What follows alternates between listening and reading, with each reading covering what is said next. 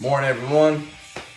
Zach's back on April 30th, Sunday morning, before I go out and pull my crab traps because the season ends on May 2nd.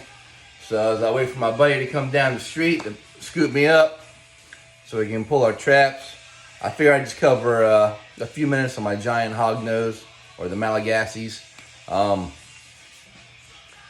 I've seen lately to where, one person in particular got bit during feeding times with the giant hognose.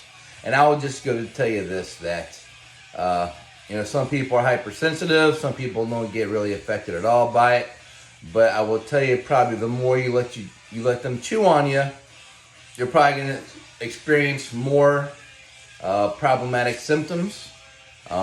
Now, have I been bit? Not by an adult. Well, I got it when I first got my big female. She gave me a dry bite, no big deal. When I pulled her out of the bag, but ever since then, no.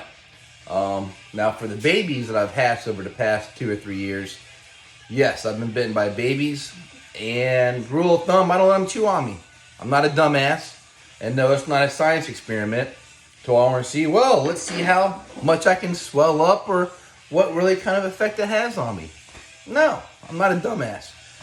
So, for the times I have gotten bit by babies, there was a little minor itching. That was it. I got them off. No big deal. But you still should use precautions, especially where, any kind of rear fanged, whether venomous, you have non-venomous, mean snakes, whatever. Have the right tools. So anyway, let me give Marvin real quick. What's up, buddy?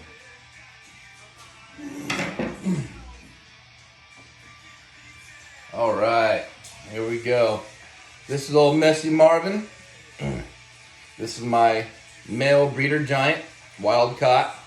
He's been the father to some of the clutches I've produced over the past couple of years. As you can see, he loves his daddy. We have a very special bond.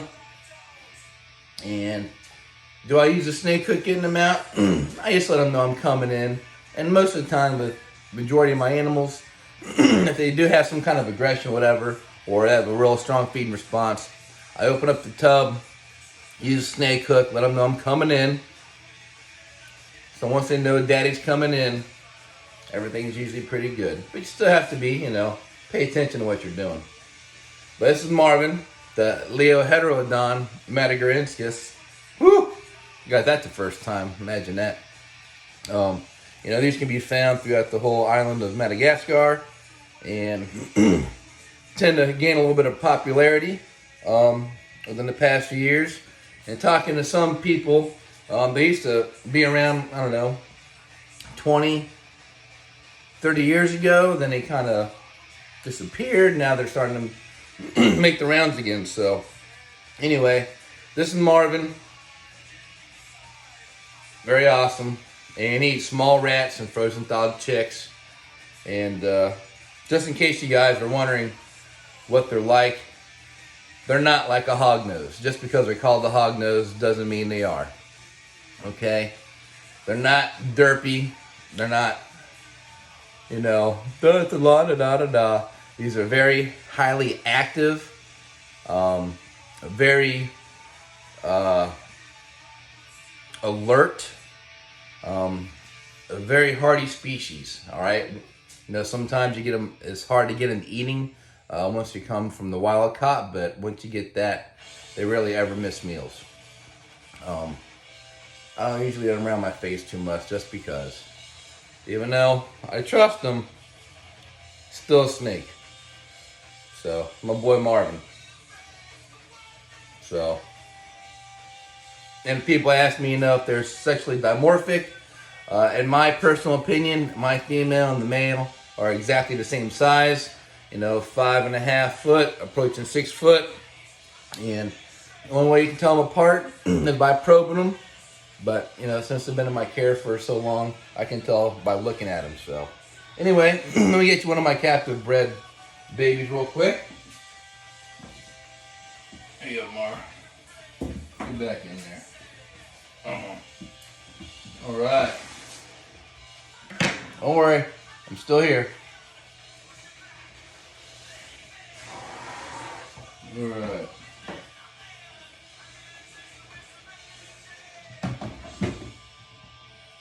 And this little gem right here, this is Magnus. This is a male I produced from 2020. He was probably one of the meanest snakes I've ever had, besides the green tree python.